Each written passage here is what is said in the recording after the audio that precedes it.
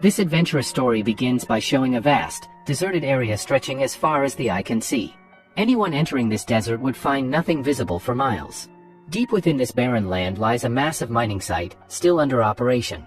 Numerous workers are brought in to complete the mining project, which involves constructing a tunnel designed to connect future routes and shorten distances, allowing humans to travel underground instead of above the surface. While the concept is impressive, it's equally risky. Every day, many laborers arrive at the site to work and earn enough money to support their families. The mine extends thousands of feet deep, with multiple chambers created at different levels. Each chamber houses a team of workers racing to finish their tasks before the deadline.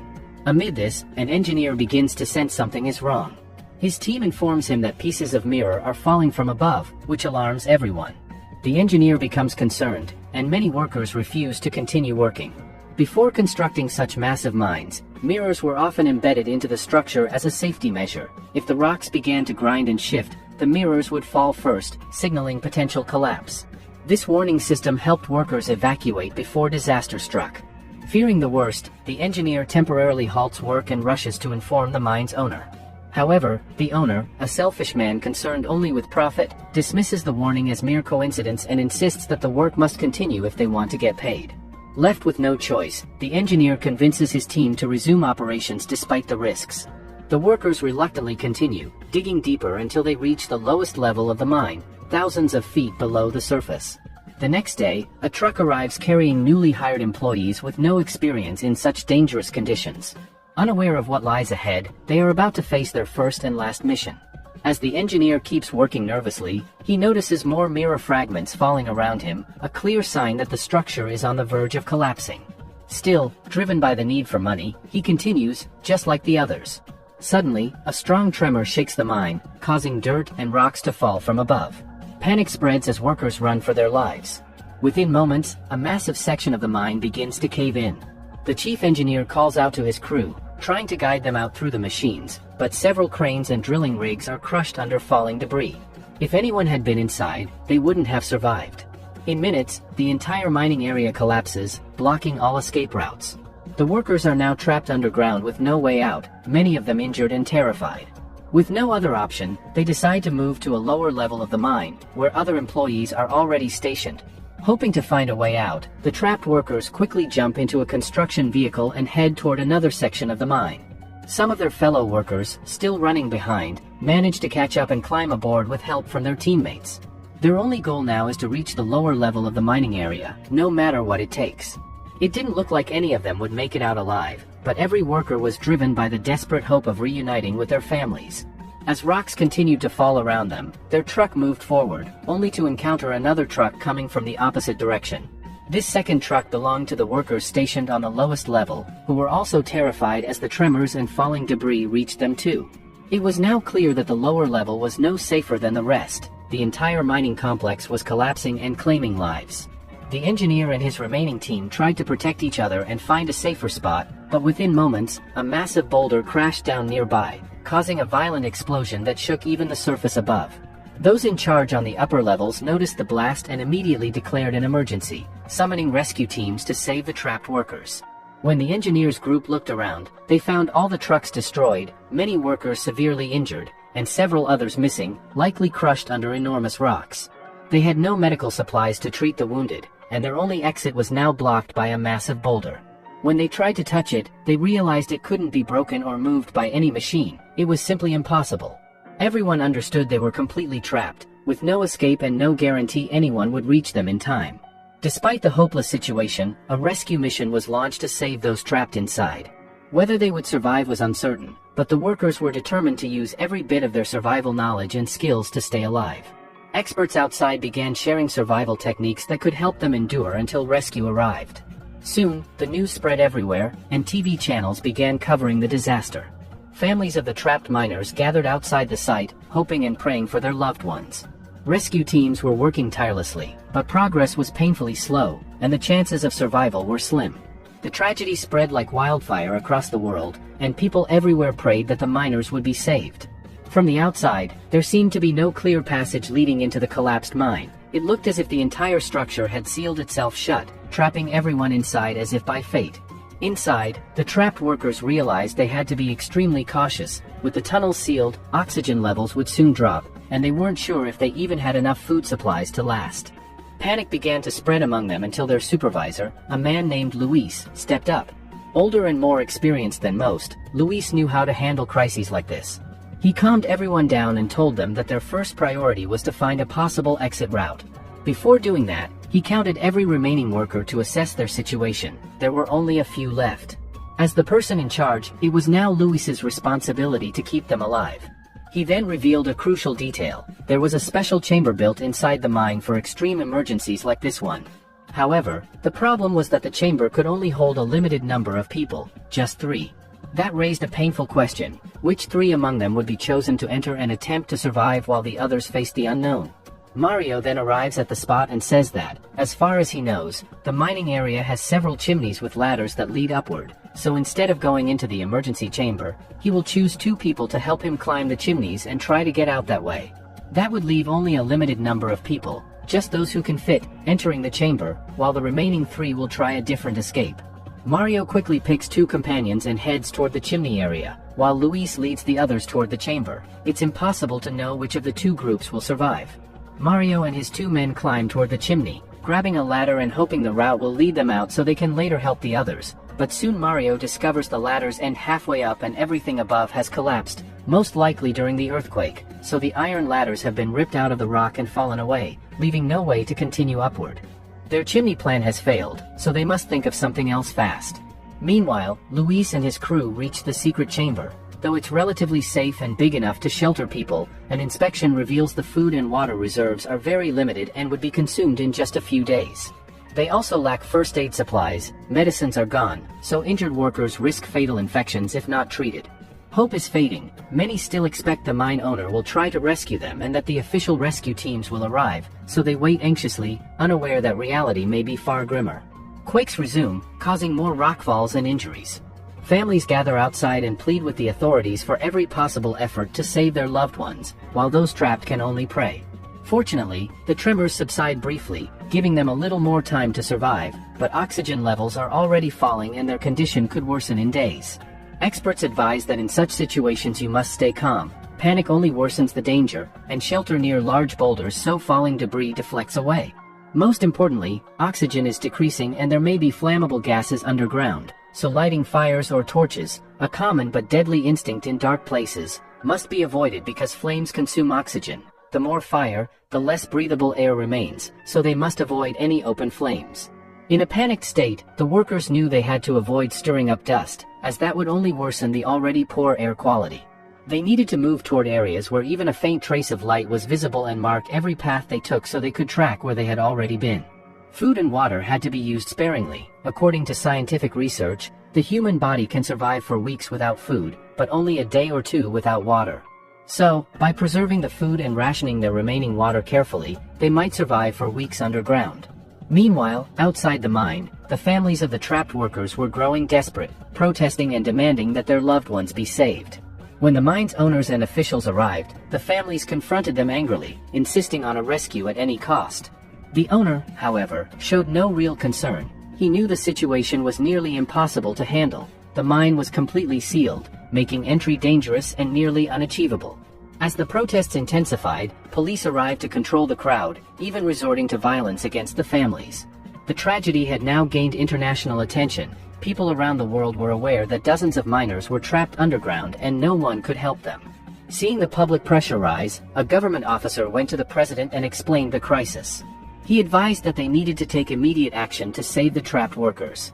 The president, however, initially refused, saying it wasn't his responsibility since the mine was privately owned and the company should handle the rescue.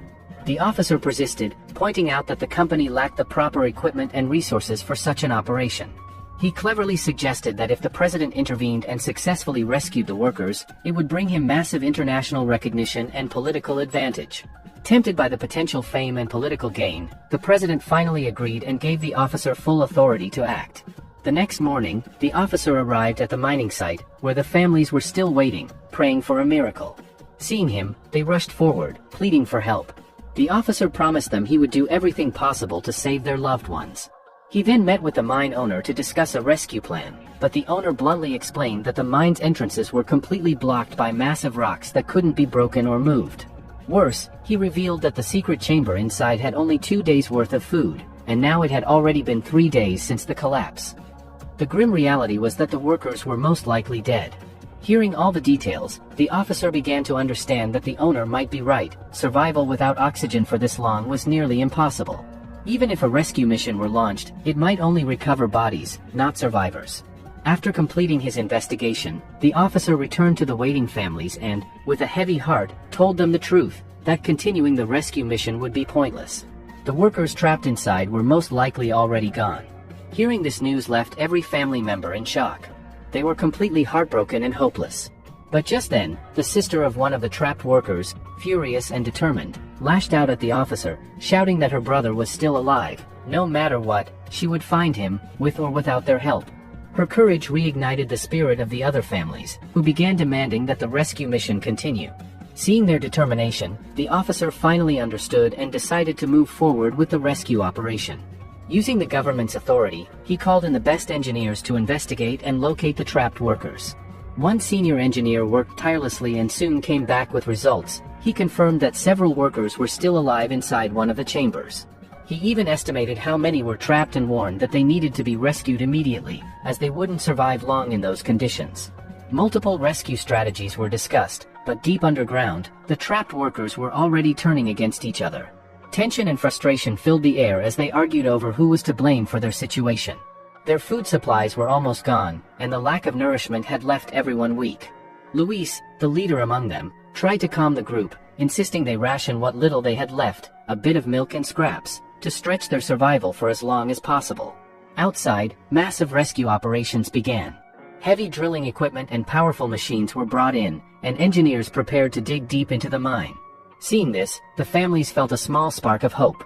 The officer even arranged shelter chambers near the site so the families could stay close until their loved ones were rescued. This gave them a sense of relief, knowing that real efforts were being made. However, the rescue faced a major challenge. The drilling area was full of hard, unbreakable rock. The senior engineers weren't sure their machines could penetrate it. The officer, refusing to give up, pushed them to keep drilling. The workers were trapped at the lowest level of the mine, many feet below ground, meaning it would take a long time to reach them. Days passed as the drilling continued. Then, one day, the trapped workers heard a faint, rhythmic sound, the drilling machines. Their hearts lifted with hope. Someone was out there, trying to save them. They began praying and waiting eagerly for the rescue team to break through. The sound grew louder and closer, but then, it suddenly stopped. The lead engineer realized their machines couldn't go any deeper. A massive rock lay directly above the workers, making further drilling impossible. Eventually, the workers realized what had happened. The drilling had stopped completely, and they knew rescue might never come. They had only 1 day's worth of resources left. Even the officer began to lose hope, accepting the engineer's conclusion. Another day passed, what they thought would be their last. But the officer, unwilling to quit, convinced the engineer to try one final time, to drill at a different angle, in a new location. Just maybe, they could find another way in. The engineer agreed and started again. Meanwhile, the workers below were on the brink of death. Their food and water were completely gone. All they could do was wait for the end. Then suddenly, as they lay weak and exhausted, a few drops of water fell from above. When they looked up, they realized the drilling had reached them. The officer and engineer had found the right spot. Relief and joy swept through the chamber. For the first time in weeks, the trapped workers felt hope. They were finally going to be saved. To send a signal to the surface, the trapped workers began striking the drill from below, creating vibrations that caught the attention of the engineers and the officer above. They realized that the men underground were still alive. To confirm their presence, the workers wrote a letter and tied it to the tip of the drilling machine. When the drill was pulled up and the letter was found, everyone above felt a wave of relief and joy. The workers were alive.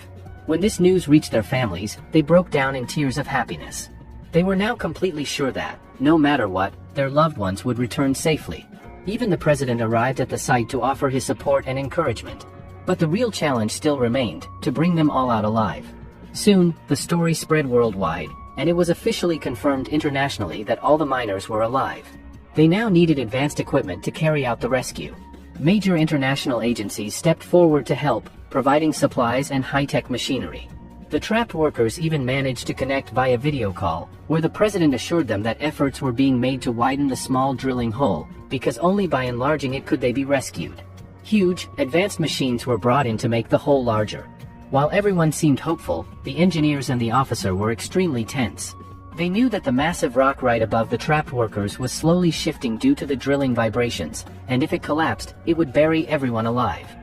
They had to rescue the workers before that happened, or all hope would be lost. This critical information was kept secret from the families and the public to avoid panic. The engineers continued their drilling process cautiously, but directly breaking through the rock was dangerous. So, the engineers decided to speak directly to the workers. They explained that the rock they were trying to break was incredibly hard from the top. The only way to weaken it was to create an explosion from below, but this was a huge risk. There was a real chance that the entire rock could collapse. After thinking it through, the workers decided to take that risk. If there was even the slightest chance to escape, they were willing to try. Following the plan, they carefully set up explosives and detonated them. The explosion weakened the rock from below, allowing the drilling machines to finally penetrate through. Seeing this, everyone above was overjoyed. Now that a larger hole had formed, the rescue team began preparing the special capsule that would bring the workers to the surface one by one. A special, very sturdy capsule was brought in, reinforced with iron wires and fitted with wheels that would guide it straight down to reach the trapped workers and bring them up one by one. The capsule was lowered to the underground site, and one young worker volunteered to go first. Overjoyed, he signaled his companions to stay ready at the top. As he was being lifted, the capsule got stuck for a moment. Inside the confined space, he struggled to breathe and shouted in panic. However, with careful control of the pulley system, the capsule was freed and continued its ascent. Within moments, the young worker was safely rescued.